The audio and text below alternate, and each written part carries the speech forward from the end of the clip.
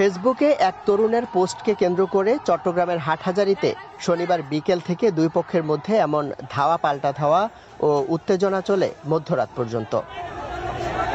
রোববার সকাল থেকে পরিস্থিতির কিছুটা উন্নতি হয়, স্বাভাবিক হয় যান চলাচল, খুলতে শুরু করে দোকানপাট।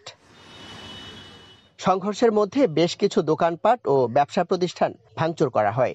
ব্যবসায়ীদের অভিযোগ, উত্তেজনার মধ্যে কোনো কারণ ছাড়াই ভাঙচুর করা হয়েছে দোকানপাট।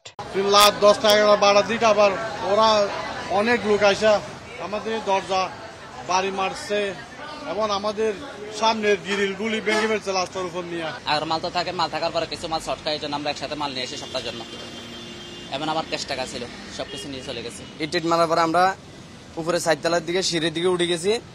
কিছু লোক গেড়ে ছিল আর কিছু লোক তালা ভাঙছে, তালা ভাঙিয়ে ভিতরে থেকে মাল নিয়ে গেছে। সংঘর্ষে আহত 109 জন চিকিৎসা নিয়েছে উপজেলা স্বাস্থ্য কমপ্লেক্সে। এর মধ্যে 20 জনকে উন্নত চিকিৎসার জন্য পাঠানো হয়েছে চট্টগ্রাম মেডিকেলে।